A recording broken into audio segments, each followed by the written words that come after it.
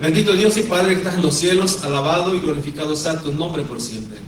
En estas horas, la hermosa mañana de tu día santo, te agradecemos por un día más de vida, Señor. Por sobre todas las cosas, hemos comenzado un año más, un mes más de este año que se aproxima a terminarse. Señor, te pedimos que en esta hora nos bendigas, nos acompañes, que todo lo que hagamos y digamos sea de acuerdo a tu divina y santa voluntad. Bendice a los presentes y los que no pudieron venir, Señor, que los guardes donde quiera que se encuentren y que te los traigas a ti hoy y siempre. Por tanto, bendice el mensaje que se ha de presentar el día de hoy. Úsame como instrumento tuyo, Señor, y que tu palabra pueda ser eco a nuestra mente y nuestro corazón, y que de esa manera, Señor, podamos sentir tu presencia en estas horas. Cualquier carga que traigamos, cualquier preocupación, dolor, tristeza, Señor, que traigamos en esta hora, te lo depositamos en tus pies y que podamos ser, Señor, libres en esta hora.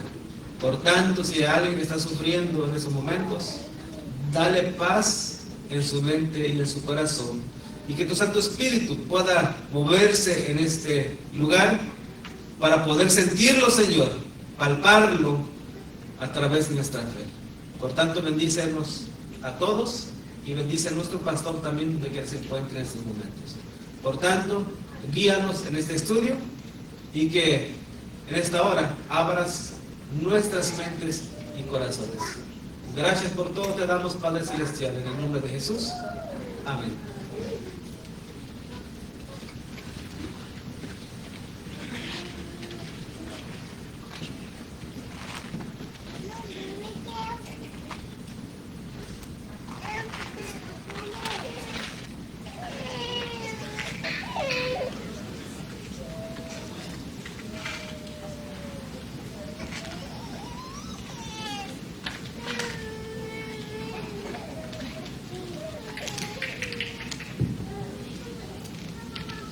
Bien, hermanos, mientras a ver si abre la carpeta de la presentación de hoy, vamos a darle un poco de tiempo. La venida del profeta Elías es el título, hermano, a ver si me puedes leer. Y si no, hermano, hermano Mario, ¿ya lo sacó? Si no está mi laptop, ahí atrás de la hermana Lorena, igual, no, atrás de ahí un asiento. Para ver si no abriera ahí el formato que tengo ahí. Tengan paciencia, hermanos, no contaba yo con que no se podía abrir el archivo del archivo.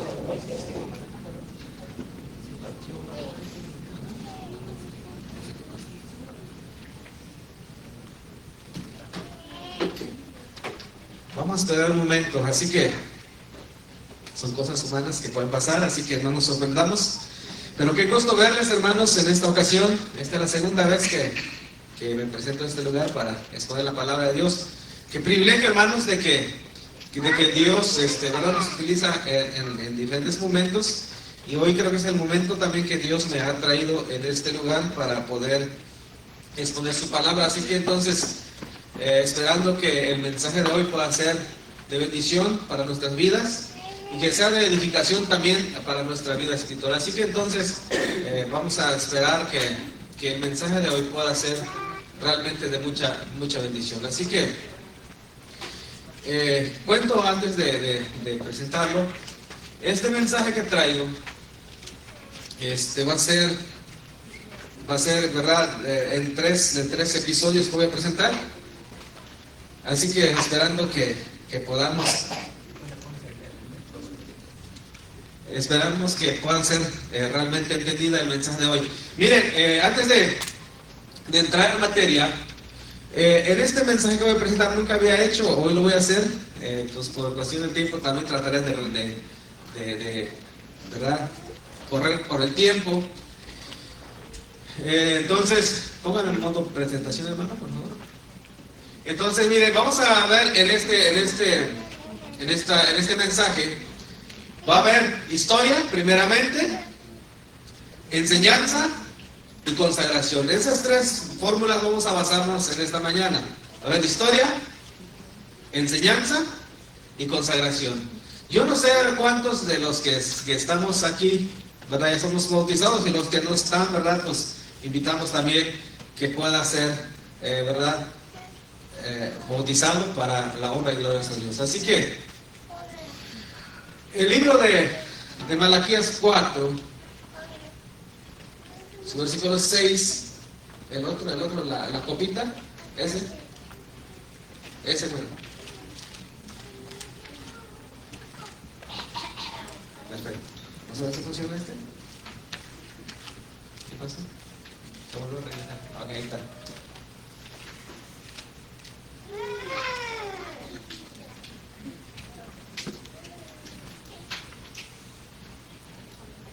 Perfecto. El libro de Malaquías 4, bueno, más bien, el libro de Malaquías en el Antiguo Testamento es la última Biblia, el último escrito, el último profeta que escribió antes del Nuevo Testamento. Ahora, el versículo 4, el capítulo 4, los versículos 5 y 6, menciona la venida del profeta Elías. Fíjense nada más lo que nos da nuestra lectura bíblica. Menciona la venida del profeta Elías. Ahora, lo que yo quiero preguntar, a lo mejor muchos ya saben, en Malaquías, cuando se escribió, ¿Elías todavía estaba viviendo en esa tierra o ya había sido llevado del cielo? Es una pregunta. Cuando Malaquías fue escrito, Elías, el profeta, ¿estaba aún en la tierra o ya no estaba? Sabemos que Elías fue llevado, ¿verdad?, al cielo, fue llevado por un carro de fuego, así lo conocemos. Así que entonces, esa es una grande pregunta. ¿Por qué pregunto esto? Porque hay algunas denominaciones pues tienen dudas de eso. No sé qué tan claro lo tengamos nosotros. Recordando que el libro de Malaquías es el último libro del Antiguo Testamento, perdón, antes del Nuevo Testamento. Así que entonces, esa es la pregunta, y no lo contesta, nada más está diciendo como una pregunta, porque ahorita vamos a aclarar esta situación. Ahí está. Y el título es: ¿en qué grupo quieres estar? Esa es la pregunta. Porque en esta historia que vamos a ver, va a haber dos grupos solamente: los que son fieles a Dios y los que no son fieles. Así que entonces, aquí a través del mensaje vamos a ir definiendo en qué grupo queremos pertenecer: a los que son fieles a Dios o los que no son fieles. Es decir, aquí no hay campo neutro, aquí va a ser de un lado o para el otro, no hay un punto medio. Así que, vuelvo a repetir, el libro de Malaquías 4, versículos 5 y 6, anuncia algo. Ok, dice: he aquí, yo os envío el profeta Elías, antes que venga el día de Jehová grande y terrible. Él hará volver el corazón de los padres hacia los hijos y el corazón de los hijos hacia los padres. No sea que yo venga y llene la tierra con maldición. O sea, igual la pregunta que dice es que si Elías, en el tiempo que se escribió esto, vivía en la tierra o no. El profeta Elías, en toda la historia del pueblo de Israel, Elías era considerado como un héroe después de haber dado muerte a los profetas de Baal y de Aserá. Y entonces, después de eso, Elías fue considerado como el profeta héroe porque había rescatado de la idolatría al pueblo para volverlos a Dios. Y vamos un poquito a la historia. Por ejemplo, el capítulo 17 de Primera de Reyes, Elías anuncia una terrible cosa que iba a suceder en la tierra. Por ejemplo, la sequía que iba a haber hambruna, que no iba a haber lluvia. El capítulo 17 y el capítulo 18, cuando Acab manda a buscar a Elías en todos los rincones de la tierra porque quería matarlo. Y el capítulo 19, Jezabel, la mujer de Acab, manda un mensaje a Elías diciéndole que así como había matado a los profetas de Baal, también iba a morir Elías. Entonces Elías huye y va al monte de Dios. Y la historia sabemos, y no voy a contar mucho la historia porque ya lo sabemos. Y el punto de partida es esto, que vamos a ver la partida de esta historia. Pero realmente, ¿quién fue Elías? Lo que dice Malaquías. O sea, volvemos al tema. Cuando Acab manda a buscar a Elías en todos los rincones de la tierra, cuando él se encuentra con Elías, y yo quiero enfatizar algo en el capítulo 18, del versículo 17 al 18, fíjense nada más lo que dice la historia. Primera de Reyes, capítulo 18, versículo 17 al 18. Cuando Acab vio a Elías, le dijo: ¿eres tú el que perturbas a Israel? Quiero que en nuestra mente quede esto: ¿eres tú el que perturbas a Israel? Porque el mensaje de Elías que había dado era que no iba a llover porque el pueblo había caído en idolatría. Y Elías responde, y él respondió: yo no he turbado a Israel, sino tú y la casa de tu padre. ¿Por qué había turbado a Israel este rey?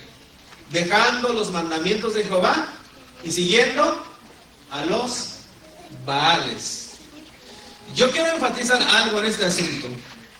El profeta de Dios era el que estaba bien delante de Dios, pero resulta que para el rey, para el dirigente de la nación, era un hombre que turbaba a Israel. Era un hombre que hacía revoltijo en el pueblo de Israel. Era un hombre rebelde para acá. Yo quiero que en la mente de hoy que se concentre cómo son llamados los que quieren ser fieles a Dios. Acá le dicen: ¿eres tú el que turbas a Israel? Pero la respuesta es: yo no, sino que tú, por haber abandonado los mandamientos de Dios. ¿Y cuáles son los mandamientos de Dios, hermanos? Nosotros lo sabemos, ya son 10 mandamientos. Entonces nosotros, en todas esas es la norma de una vida cristiana. Pero quiero seguir adelante. Y dice de esta manera: un pueblo que estaba claudicando. En el tiempo de Elías había un pueblo que estaba pasando por una crisis espiritual. Cuando Elías se encuentra con Acab, Elías le dice a Acab: envía pues ahora y congrégame a todo Israel en el monte Carmelo. Y los 450 profetas de Baal y los 400 profetas de Aserá, que comen de la mesa de Jezabel. Entonces Acab convocó a todos los hijos de Israel y reunió a los profetas en el monte Carmelo. Y acercándose a Elías a todo el pueblo, dijo: ¿hasta cuándo claudicaréis vosotros entre dos pensamientos? Si Jehová es Dios, seguidle, y si Baal, ir en pos de él. ¿Y qué dijo el pueblo en la última frase? Y el pueblo no respondió nada. ¿Por qué no respondió nada? Porque el mensaje de Elías era: ¿hasta cuándo ustedes van a estar claudicando en dos corazones o en dos pensamientos? Es decir, que Elías estaba diciendo: ¿hasta cuándo ustedes van a estar sirviendo a Dios y a Baal? ¿Y cuál sería el mensaje de esto para nosotros hoy? ¿Qué pasa en nuestra mente y nuestro corazón nosotros hoy? ¿Realmente le estamos sirviendo a Dios de todo corazón? O también, como en el pueblo de Israel del pasado, también estaba en dos corazones. Esa es la pregunta, ¿verdad? Que nosotros no podemos responder. Nadie más puede responder por nosotros. Más que nosotros mismos conocemos nuestra mente y nuestro corazón. Pero la pregunta era: ¿hasta cuándo van a estar claudicando? ¿Hasta cuándo van a estar dudando? ¿Hasta cuándo van a estar sirviendo a Baal y también a Dios? Y el mensaje era: si Jehová es Dios, seguidle. Y si es Baal, pues síganle. Y el pueblo, calladito. ¿Por qué quedaron callados? Dice un dicho popular, por ejemplo, para nosotros en México: el que calla, otorga, ¿cierto? El pueblo, si cayó, es porque otorgó de que estaba sirviendo en dos bandos: a Jehová y también a los Baales. Y entonces quedó callado. Y entonces sabemos la historia, el desenlace, cómo hizo Elías con los profetas cuando los convocó a todos, porque vemos que al final del día la verdad triunfa, así como en el tiempo de Elías. El pueblo había dejado de hacer los mandamientos de Dios. Después de que Elías mata a los profetas de Baal, se va al monte de Dios, y Dios le pregunta, ¿qué haces acá, en este lugar? Y Elías responde, he sentido un vivo celo por Jehová Dios de los ejércitos. ¿Qué sentía en su corazón Elías? Un celo por Jehová. ¿Por qué? Porque el pueblo se había alejado de Jehová. Porque los hijos de Israel han dejado, ¿qué cosa? Tu pacto. Han derribado tus altares y han matado a espada a tus profetas. Y solo yo he quedado y me buscan para quitarme la vida. ¿Por qué querían matar a Elías? Por dar un mensaje que al pueblo no le gustaba. Muchas veces la verdad no nos gusta escuchar, la verdad. Muchas veces la verdad incomoda cuando nos dicen. Es más, ¿quién de ustedes le gusta que le digan la verdad en la cara? Qué bueno.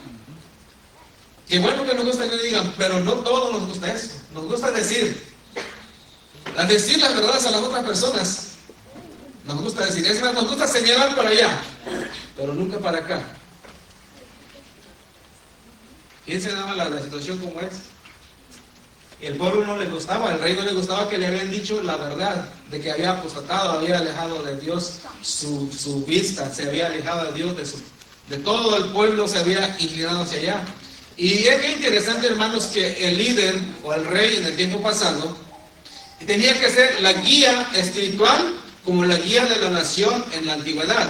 Si el rey buscaba a Dios, el pueblo seguía al pueblo, seguía a su líder el pueblo. Pero cuando el rey, el líder se desvía, también el pueblo se desviaba. Saben que nosotros los humanos nada más tantito queremos para desviarnos. Es muy fácil desviarnos. Es muy fácil justificarnos, es muy fácil decir, es que si tal fulano lo hace, pues yo también lo puedo hacer. Lo normalizamos las cosas que no estén bien. Ahora vemos que Elías sentía un vivo celo por Jehová porque el pueblo había dejado el pacto, había dejado de guardar los mandamientos. Así que entonces ese era el problema. Ahora, en resumen, yo quiero ver quiénes eran los enemigos de Elías. El enemigo de Elías, los enemigos de Elías eran Acab como rey y como líder. ¿Quién otro era el enemigo de Elías? Jezabel, una reina, una mujer. Y recuerden esta frase porque al final de la presentación vamos a comparar algo en lo que se enfrentará el pueblo de Dios en el tiempo final. Por ejemplo, ¿qué significa la profecía de una mujer? ¿Sí saben qué significa, verdad? Una iglesia. Pero aquí en este caso una iglesia falsa que presidirá al pueblo de Dios. Y también el enemigo de Elías eran los profetas de Baal, es decir, la falsa religión. Y yo quiero que quede en la mente eso, porque ese es el intro que estamos dando de lo que vamos a ver hoy. Vemos los enemigos son tres: Acab como rey, como líder, Jezabel, una reina, una mujer que representa a la iglesia, y los profetas de Baal o la falsa religión. Y de esa manera nosotros como pueblo tenemos que estar en cuenta quiénes son nuestros enemigos, porque de esa manera sabremos distinguir si estamos en la verdad o estamos en el error. Pero, ¿de qué Elías está hablando Malaquías 4, sus versículos 5 y 6? Y vuelvo a recalcar esto, lo volví a presentar en este asunto. No sé si no tiene batería esto, pero no quiero obedecer muy bien. Malaquías 4, 5 dice: He aquí, Dios envió al profeta Elías antes que venga el día de Jehová grande y terrible.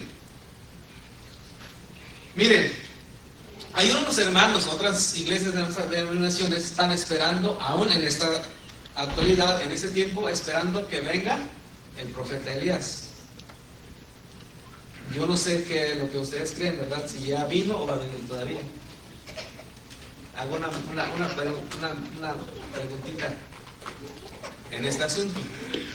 ¿Creen que Elías va a venir? ¿O Elías ya vino? Quiero tener un poquito aquí, porque de esa manera quiero que la mentalidad se empiece a trabajar, porque cuando nos meten una duda, la mente empieza a pensar. Pregunto, ¿Elías ya vino? Sí, ya vino. ¿Ya vino? Sí. Ok. Perfecto, vamos a ver, pero tristemente algunos creyentes que estudian la Biblia creen que apenas va a venir Elías. Ahora vamos a ver qué es lo que dice, porque esta es la enseñanza que hoy tenemos. Esta profecía dice, invoco a muchos judíos de tiempos posteriores a esperar el regreso de Elías en persona a la tierra. En la predicación de los líderes de la iglesia en el tiempo de Jesús, era que un día Dios iba a mandar al profeta Elías y lo esperaron por mucho tiempo, pero cuando vino Elías no se dieron cuenta. Vamos a ver, por ejemplo, este versículo. Este es el testimonio de Juan, dice este libro, Juan 1, 19, 22. Cuando los judíos enviaron de Jerusalén sacerdotes y levitas para que le preguntasen, ¿tú quién eres? Hablando con el Bautista, le estaban preguntando eso. Confesó y no negó, sino confesó, yo no soy el Cristo. Y le preguntaron, ¿qué pues? ¿Eres tú Elías? Recuerden que la mentalidad del tiempo de Juan el Bautista, el tiempo de Jesús, estaban esperando a Elías y querían identificar quién era realmente Juan el Bautista. Y le preguntan, ¿eres tú Elías? Dijo, no soy. ¿Eres tú el profeta? Y respondió, no. Le dijeron, pues ¿quién eres para que demos respuesta a los que nos enviaron? ¿Qué dices de ti mismo? O sea que la mentalidad de ellos era que el profeta Elías iba a llegar en algún momento. Vamos a ver otro versículo más. Esta era una profecía de alguien que debía venir con el espíritu y el poder de Elías. Vamos a ver este versículo. Lucas capítulo 1, sobre el versículo 12 al 17. Cuando Zacarías estaba oficiando el sacrificio, cuando tocó en suerte, de acuerdo a la escritura, cuando él entra al santuario, vio a un ángel. Y el versículo 12 dice, y se turbó Zacarías al verle y le sobrecogió temor. Pero el ángel le dijo, Zacarías, no temas, porque tu oración ha sido oída, y tu mujer Elizabeth tendrá y dará a luz un hijo y llamará su nombre Juan. Y tendrás gozo y alegría, y muchos se regocijarán de su nacimiento. Porque será grande delante de Dios, no beberá vino ni sidra, y será lleno del Espíritu Santo aún desde el vientre de su madre. Y hará que muchos de los hijos de Israel se conviertan al Señor, Dios de ellos. E irá, ¿cómo irá a venir ese niño? Delante de él con espíritu y el poder de Elías.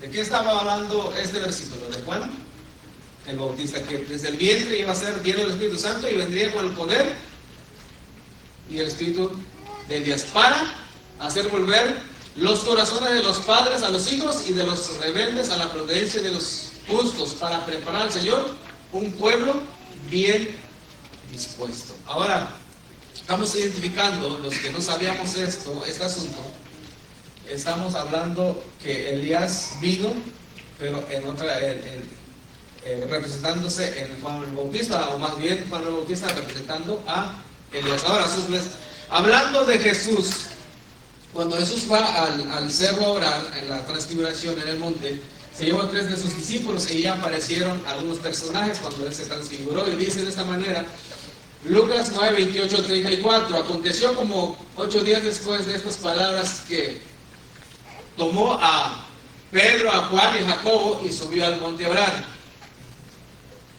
Y entre tanto que oraba, la apariencia de su rostro se hizo otra y sus vestidos blanco y resplandeciente. Lo que está en rojo dice, y aquí 2 varones que hablaban con él, los cuales eran Moisés y era Elías. Entonces la pregunta es, ¿quiénes aparecieron rodeados de gloria y hablaban de su partida que iba Jesús a cumplir en Jerusalén?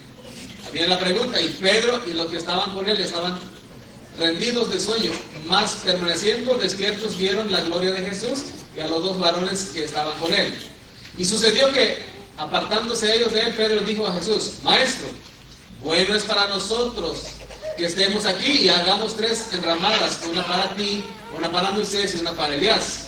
No sabiendo lo que decía, mientras que él decía esto, vino una nube que los cubrió y tuvieron temor al entrar en la nube. Otro versículo más, vamos a ir adelante porque el tiempo va rápidamente. Yo quiero llegar al punto del mensaje de hoy. Dice, a decir alguien que predicaría un mensaje similar al de Elías. Elías, acuérdense que en la historia, él decía las cosas como tal, sin miedo, sino que tenía un vivo celos por Jehová. Cuando descendieron del monte, hablando de la misma historia, Jesús les mandó diciendo, no digas a nadie la visión hasta que el Hijo del Hombre resucite de los muertos. Entonces, ahí viene la pregunta. Sus discípulos le preguntaron, diciendo, ¿por qué dicen los escribas que es necesario que Elías venga primero? Cada sábado que había predicación, los judíos, los líderes, era que Elías vendría a la tierra nuevamente para restablecer un pueblo bien dispuesto. Respondiendo Jesús les dijo, a la verdad Elías viene primero y restaurará todas las cosas. Mas os digo, Elías ya vino y no le conocieron, sino que hicieron con él todo lo que hicieron. Así también el Hijo del Hombre padecerá de ellos. Entonces los discípulos comprendieron que les había hablado de Juan el Bautista. Y con eso voy culminando este lapso, porque queremos estar ahora sí aplicando a nuestra vida presente. El mensajero que iba delante del Señor, lo que decía el profeta Isaías, se cumplió literalmente en la personalidad de Juan el Bautista. Fíjense lo que dice Malaquías 3:1. Aquí yo envío mi mensajero el cual preparará el camino delante de mí, y vendrá súbitamente a su templo el Señor a quien vosotros buscáis, y el ángel del pacto a quien deseáis vosotros. De aquí viene, ha dicho Jehová de los ejércitos.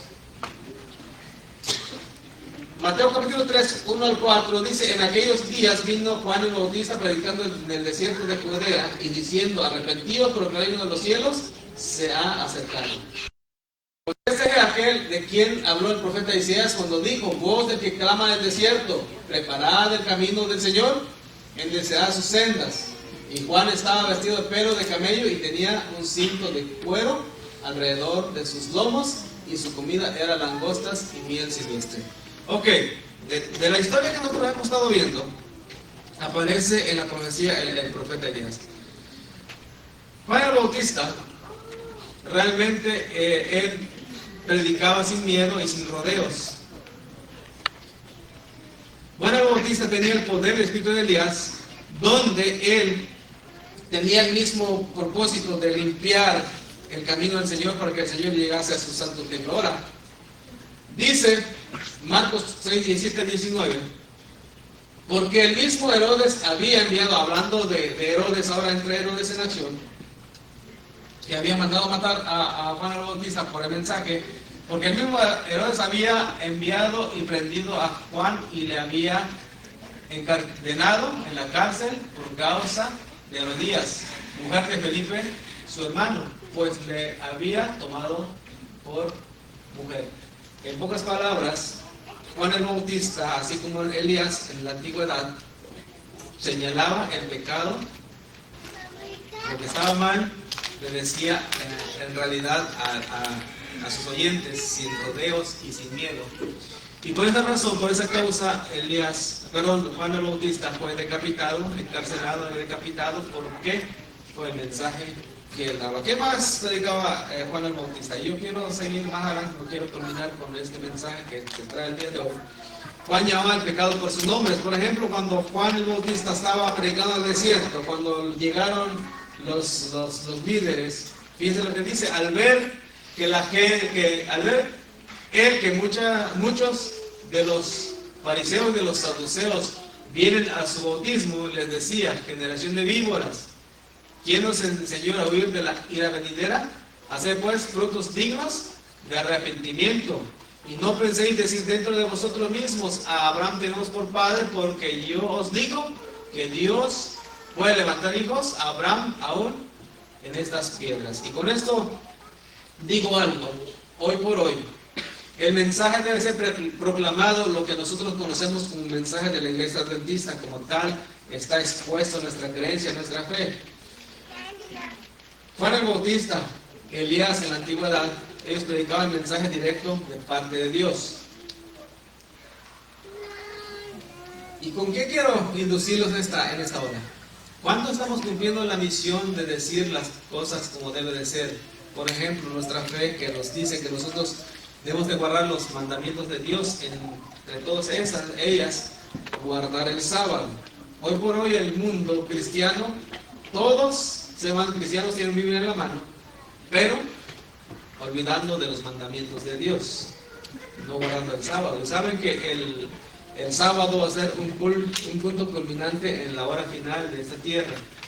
O nosotros somos guardadores del sábado, o mantenemos firme, o también vamos a claudicar como el pueblo de Israel en el tiempo pasado. Ahora vemos, los enemigos de Juan el Bautista, así como en Elías, sus enemigos eran Acab, era Jezabel y los profetas falsos de Baal. Y los enemigos de Juan el Bautista eran Herodes, como líder también del pueblo, Herodías, una mujer, y también Salomé, la hija de Herodías, la hija de la mujer. Ahora, si lo ponemos en la profecía, la mujer tiene hija.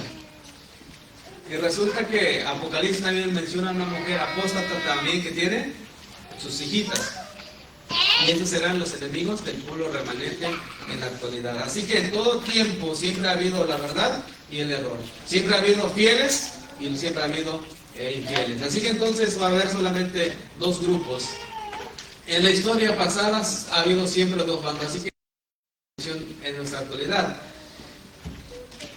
Apocalipsis 12:17, con esto entro en tema y iré culminando. Apocalipsis 12:17, ¿con quién está irado el dragón? Dice, entonces el dragón se llenó de ira contra la mujer y se fue a hacer guerra contra el resto de las descendencias de ella, los que guardan los mandamientos de Dios y tienen el testimonio de Jesucristo. Yo tengo subrayado en dos colores esta frase, los que guardan los mandamientos de Dios es una, y los que tienen el testimonio de Jesucristo. ¿Qué son los mandamientos de Dios? Los 10 mandamientos. ¿Y qué son los testimonios, o qué es el testimonio de Jesucristo? ¿Qué es el testimonio de Jesucristo? ¿Y si lo guardamos también? ¿O lo creemos en ella? De acuerdo a Apocalipsis 19:10 dice, el testimonio de Jesucristo es el espíritu de la profecía. Yo no sé, ¿verdad?, cuántos leemos el escrito profecía hoy por hoy, lo que llevan en la mano. Porque ahí hay muchas cosas, en el libro, por ejemplo, muchos libros que tenemos hoy como iglesia, no sé cuántos de los que predican y cuántos de los que estudiamos también queremos el testimonio de Jesucristo, que es el escrito profecía. Hay muchísimas cosas que dice ahí que está cumpliendo y se van a cumplir muchas cosas todavía en el futuro no muy lejano. El Señor viene pronto. Las cosas que están pasando alrededor nuestro van a ir pasando tal cual como está escrito, pero la pregunta es si nosotros estamos preparados, listos, o estaremos claudicando en dos corazones como el tiempo pasado. Eso es lo que yo me pongo a meditar, el pueblo de Dios, el pueblo remanente. Nosotros hemos dedicado al pueblo remanente porque guardamos los mandamientos de Dios. Así como en la antigüedad el pueblo de Israel pensaba que guardaba los mandamientos, pero estaba claudicando en dos corazones. Un remanente en los tiempos finales. Dice Romanos 11:1-5, digo pues, ¿ha desechado Dios su pueblo? De ninguna manera, porque también yo soy israelita de la descendencia de Abraham, de la tribu de Benjamín, hablando del apóstol Pablo. ¿No ha desechado Dios a su pueblo, el cual desde antes conoció? ¿O no sabéis que dice de Elías la escritura como invoca a Dios contra Israel, diciendo, Señor, a tus profetas han dado muerte y tus altares han derribado y solo yo he quedado y procuran matarme? ¿Pero qué le dice la divina respuesta? Me he reservado 7,000 hombres que no han doblado la rodilla delante de Baal. Así también ahora en ese tiempo ha quedado un remanente escogido por gracia. Ahora la pregunta es, ¿quién es el remanente en la actualidad? ¿Quién es el remanente según lo que nosotros conocemos como iglesia? La iglesia adventista es el remanente de Dios. Pero resulta que dentro del remanente, así como el pueblo de Israel, Era un remanente, decir, porque en todas las naciones el único que conocía los mandamientos de Dios, fíjense lo que voy a decir, el único que conocía, no que guardaba. Hay dos cosas diferentes, conocer que hacerlas. El hacer y conocer, hay dos cosas muy grandes que distan, ¿verdad? El pueblo de Israel conocía, mas no los obedecía. Era el remanente en ese tiempo. Y en el tiempo actual también hay un remanente que nosotros somos, pero también, al igual que en el tiempo pasado, solamente unos pocos. Dice aquí en Romanos que solamente habían 7,000 hombres que no habían doblado sus rodillas. En todo el remanente que había, solamente 7,000 hombres que no habían doblado sus rodillas ante Baal. Ahora nosotros hoy por hoy, de los 22 millones de adventistas del séptimo día, ¿cuántos realmente somos fieles al Señor? Es la pregunta ahora porque estamos metiéndolo a nuestra actualidad. 22 millones de adventistas hasta hoy. ¿Cuántos de los 22 millones son fieles? Ojalá verdad que los 22 millones de adventistas. Pero resulta que la Biblia menciona algo, Apocalipsis capítulo 3, versículo 3, 15 al 18. El remanente también se le conoce como la iglesia de la Odisea, o la última o la séptima iglesia de esta tierra. Si estamos de acuerdo, ¿verdad? Lo que hemos estudiado, las 7 iglesias. Y la última iglesia representa a la iglesia remanente que guarda los mandamientos de Dios. Pero resulta que el remanente, ahí donde a mí me pone a pensar algo muy profundo en mi corazón, en mi mente, dice, hablando de la iglesia séptima, la iglesia de Odisea, dice, yo conozco tus obras. No sé, alguien tal vez se puede identificar en esto. Yo me identifiqué ya, así que porque yo preparé el mensaje, dice, yo conozco tus obras, dicen aquí, que ni eres frío ni caliente.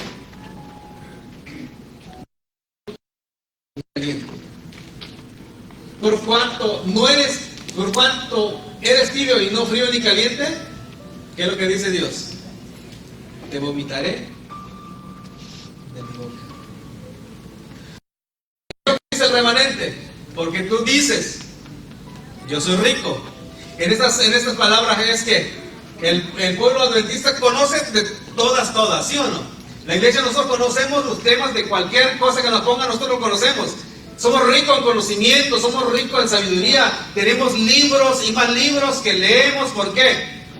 Porque somos un pueblo bendecido. Dios nos mandó mensaje tras mensaje, pero dice, porque tú dices, yo soy rico y me he enriquecido y de ninguna cosa tengo necesidad. Y no sabes que tú eres un desventurado, miserable, pobre, ciego y desnudo. Y eso es lo que le dice Dios a su pueblo.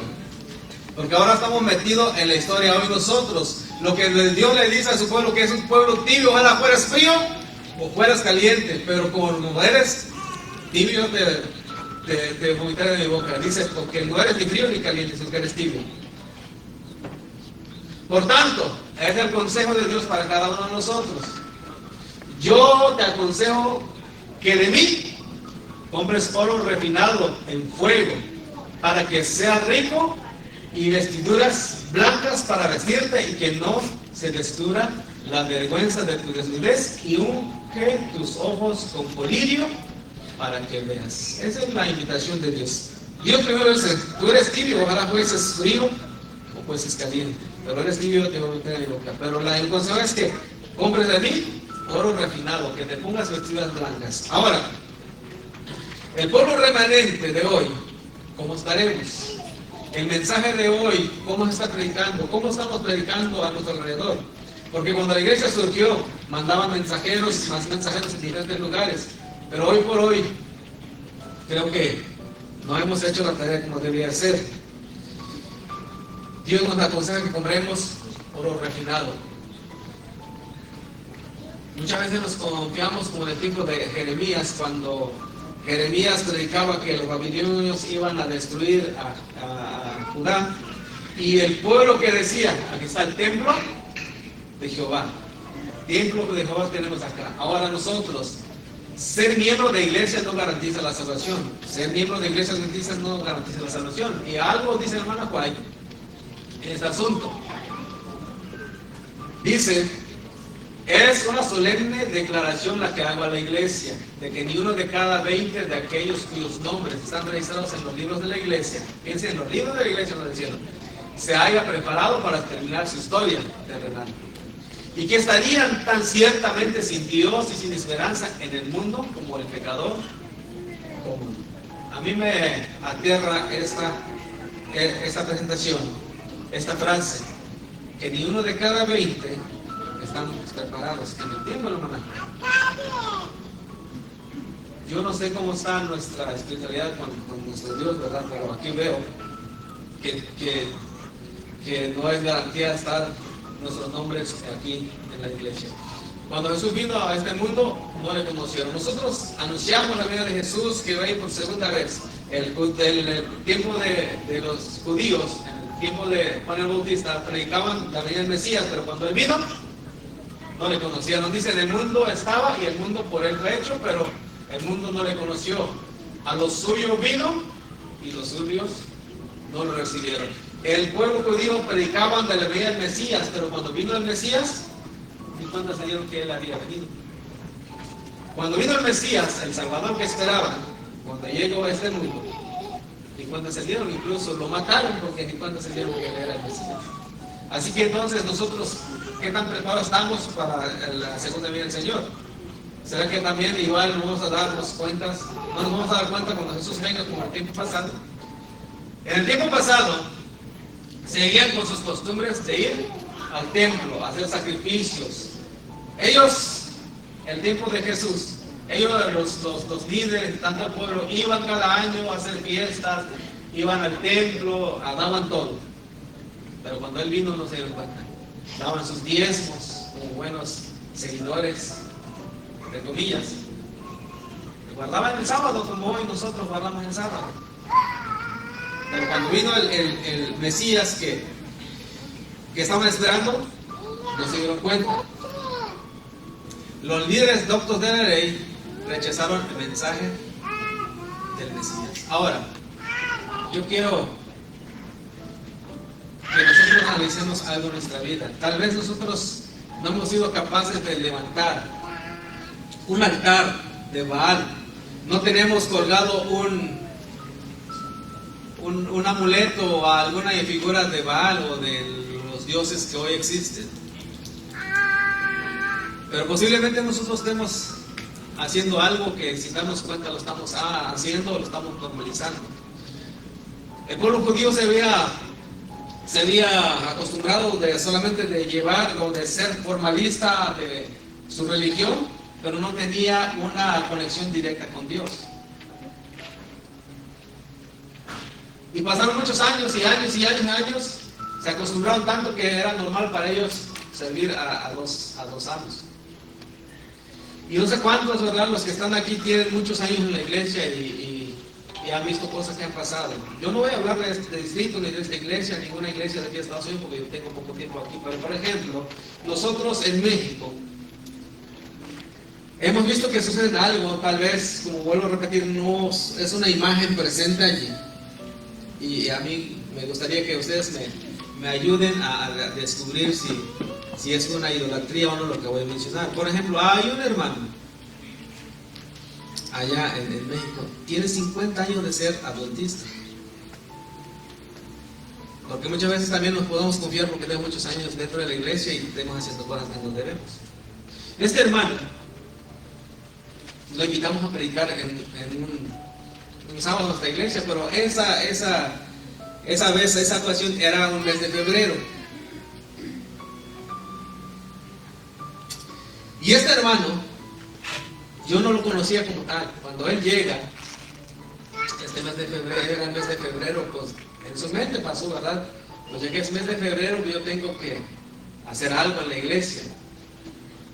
Allá en México, no sé aquí, vuelvo a repetir, yo no sé aquí, allá en México, por ejemplo, el mundo, voy a recalcar y especificar, es el mundo allá en México. Es muy común celebrar el 14 de febrero, el día de San Valentín. Pero resulta que este hermano llegó a nuestra iglesia queriendo celebrar esa fecha, el día de San Valentín. Yo no estoy en contra de la amistad, debemos ser amigos. Vuelvo a repetir, aquí yo no sé, ¿verdad? No tengo ni idea de Estados Unidos y yo en México. Y entonces cuando vi el movimiento que estaba haciendo, que traía rosas, chocolates, él empezó a pedir cooperación a todos. En ese momento la escuela sabática estaba haciendo todo para hacerlo el culto divino. Entonces llega un hermano y me dice, hermano, está pasando algo que debe usted de checar qué es lo que está pasando. Su servidor era anciano para entonces. Entonces ya fui a hablar con el hermano y le pregunté qué iba a hacer, ¿verdad? Pero, y le disculpe la curiosidad, veo las rosas, veo los chocolates, ¿qué va usted a hacer? Y entonces dijo, pues hermano, dijo, pues este mes se celebra el Día del Amor y la Amistad, así que pues yo tengo que aprovechar esta ocasión para fomentar la amistad. Digo, pues ok, está bien. Pero le digo, ¿sabe qué, hermano? Aquí no celebramos eso, nosotros somos de la iglesia adventista. Yo le estaba diciendo por algo. Nosotros somos de la iglesia adventista y nosotros no celebramos esto. Y saben que empezó una gran batalla en ese momento, un debate grande entre él y yo. Y entonces le dije, mire hermano, yo con todo respeto le voy a decir una cosa, usted es invitado hoy. Usted sabe si lo va a hacer o no, pero yo le aconsejo que no. ¿En qué quiero llegar yo en este asunto de esa historia? Por más que tiene muchos años dentro de la iglesia, estaba metiendo una costumbre que solamente el mundo lo hace. Y no nada más esa costumbre que se mete dentro de ella. Yo no sé si es idolatría. No sé. Para mí sí es, porque es antibíblico. No existe en la Biblia. Y al hacer eso es claudicar en los corazones. No es normal, hermanos, celebrar ciertas cosas dentro de la iglesia. Por ejemplo, en el tiempo de Nadab y Abiú metieron fuego extraño. ¿Y qué les pasó? Murieron. ¿Por qué? Porque metieron algo que no tenía que ser permitido. No tenemos tal vez altar de Baales, pero imagínense nada más que nosotros en el mes de diciembre celebremos el 12, ¿verdad? Ustedes saben, en México se celebra el 12 de diciembre. Y no voy a meter en controversia en muchas cosas que se han normalizado en la iglesia, allá en México. Bueno, pero aquí no sé. Pero allá en México se han normalizado muchas cosas que el mundo lo celebra y se han metido dentro de la iglesia. Y nosotros hemos tenido esa lucha. Yo he estado en el lado de los conservadores, porque dentro de la iglesia hay liberales y conservadores. Y yo me he mantenido a los conservadores, y tal vez dirían, qué anticuado es este hermano, no le gusta celebrar el mes del amor y la amistad. De hecho, el mismo anciano con quien estaba yo en función, él quería fomentar eso, y era una lucha. Y entonces el argumento que yo le daba era, muéstrame un texto bíblico que hay que celebrar San Valentín, y yo con gusto lo apoyo, aporto y compro los chocolates. ¿Qué quiero decir con eso, hermanos? Así como el tiempo de Elías, el pueblo estaba claudicando. Y ojalá que el remanente de hoy no esté claudicando, sino que siga firme a su Salvador. Y no voy a meter en controversia de decir otras fiestas que se han normalizado dentro de la iglesia, porque va a ser una gran controversia y yo no quiero eso. A lo que yo quiero traer a la mente es el consejo que Dios dice en Apocalipsis 3, ¿verdad? Que compres en mí oro refinado, que te pongas tus vestiduras blancas, porque Dios quiere un pueblo preparado cuando Él venga. No es normal, hermanos, celebrar ciertas cosas, ciertas fechas dentro de la iglesia, porque no es bíblico. Cada cosa que hagamos dentro de ella, de la iglesia, investigamos el origen de dónde viene, y solamente así vamos a despertar. Aquí podemos meditar cada uno con su vida, y Dios hará la obra en nosotros. Así que así de tiempo pasado, Acab como rey era el enemigo de Elías, Jezabel y los profetas de Baal. También el pueblo de Dios enfrentará algo terrible, pero si nosotros nos preparamos hoy, no lo haremos después. Hoy es el momento de levantar nuestra mirada, que el Señor viene pronto, porque las cosas están sucediendo rápidamente, están cumpliendo muchas cosas, y nosotros debemos estar preparados todos los días, porque el Señor vendrá a la hora que menos pensamos. Así que en la iglesia en el futuro, la iglesia de hoy, en un futuro no muy lejano, también tendrá esos tres enemigos. Ya no me va a dar tiempo de explicar muchas cosas, el dragón, la bestia, el falso profeta o las falsas religiones tendrá que enfrentarse con los verdaderos hijos de Dios en la actualidad. Pero solamente un remanente habrá dentro de la iglesia.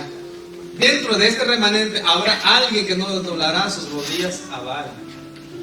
Habrá un grupo, no todos, porque así en el tiempo pasado no todos eran fieles a Dios. En el presente también de este remanente no todos permanecerán firmes a Dios, sino que algunos también dejarán a Dios, dejarán sus mandamientos. Pero aquí es el consejo, con eso voy terminando, con esa es la última presentación que voy a dar. Mientras me va presentando la pista que vamos a entonar una alabanza al cerrar esto con nuestra hermana Lorena, dice, es el consejo para la iglesia de Henderson. Apocalipsis 3:11. He aquí, yo vengo pronto. Retén lo que tienes para que ninguno tome tu corona. En resumen, el Señor quiere venir. El Señor nos aconseja a cada uno de nosotros: retén lo que tienes para que ninguno tome tu corona. ¿Cuál es el propósito de estar cada sábado para nosotros aquí? ¿Es nada más para cumplir nuestro legalismo, nada más de cumplir por guardar el sábado, o porque tenemos un objetivo? El objetivo para mí de venir a la iglesia es adorar a Dios, pero también preparándome para su segunda venida. Y también hago esta invitación: preparemos para su segunda venida, que es el galardón más grande que tendremos, es eso, la corona de la vida. Que nada de este mundo nos desvíe para que perdamos la corona. El Señor viene pronto, y muy pronto vendrá. Solamente que nosotros nos mantengamos firmes del lado de Jehová y no del mundo. Dios quiere hombres así, fieles y firmes. Y aquí yo vengo pronto. ¿Cuánto creemos que realmente Jesús viene pronto? ¿Ustedes creen que Jesús va a venir? Nuestro mensaje, uno de nuestros mensajes es que Jesús viene pronto. Así que si usted cree que viene pronto, entonces prepárese para esperarlo. Así que, cuando terminamos, vamos a entonar esta versión de alabanza. Mientras nosotros cantamos, mientras nosotros entonamos esta alabanza, usted medite en ella. Si usted quiere decir al Señor estas frases: que mi vida entera esté consagrada a ti, oh Señor. Si usted siente que quiere consagrar su vida al Señor, mientras cantamos nosotros, se va parando y se va uniendo con nosotros a cantar esta preciosa alabanza: que mi vida entera esté.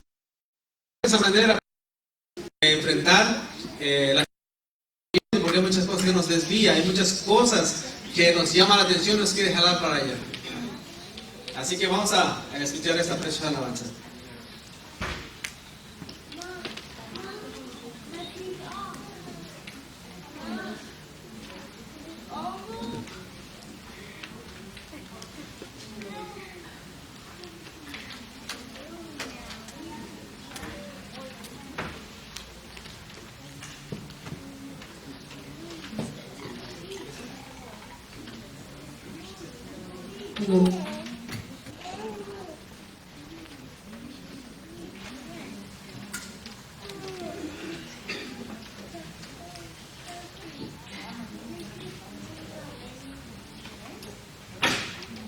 Escuchen la letra de esta preciosa alabanza. Que entera.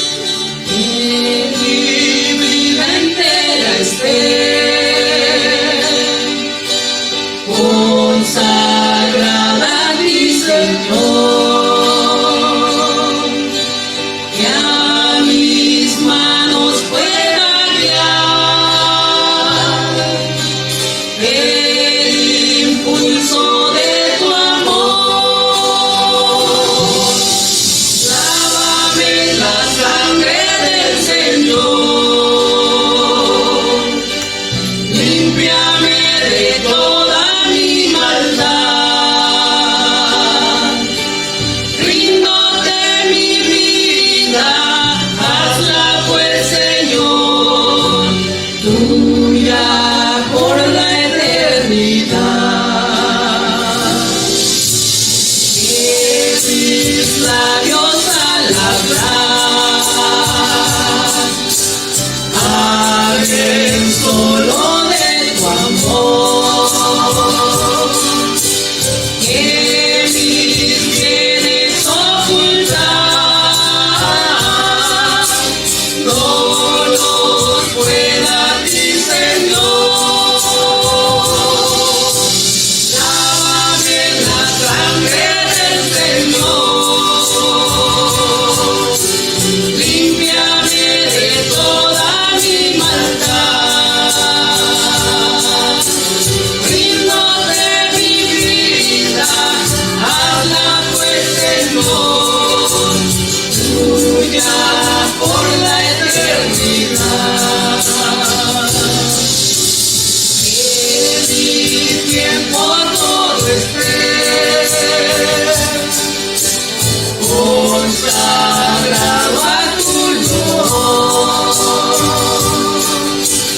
y mi mente en su poder pueda emplearlos en tu honor. Lávame en la sangre del Señor, límpiame de toda mi maldad, ríndole mi vida, hazla pues, Señor, tuya por la eternidad. Toma, oh Dios, mi voluntad, y hazla tuya nada más. Este pobre corazón y tu trono en él tendrás. Lávame en la sangre del Señor,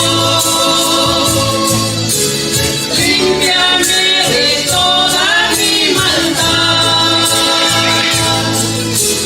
ríndate mi vida, hazla pues, Señor, tuya por la eternidad.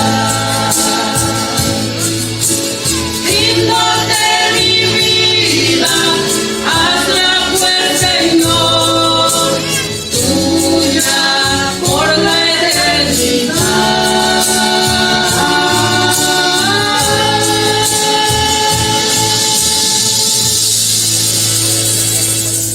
¿Lo decimos amén? ¿Cuántos quieren que el Señor tome nuestra vida por la eternidad? Amén, ¿verdad? Que Dios nos ayude, que el pueblo de Dios y el pueblo de Henderson por ese gran viene. Vengo pronto, dice. Vamos a orar. Eterno Dios y Padre que estás en los cielos, alabado sea tu nombre.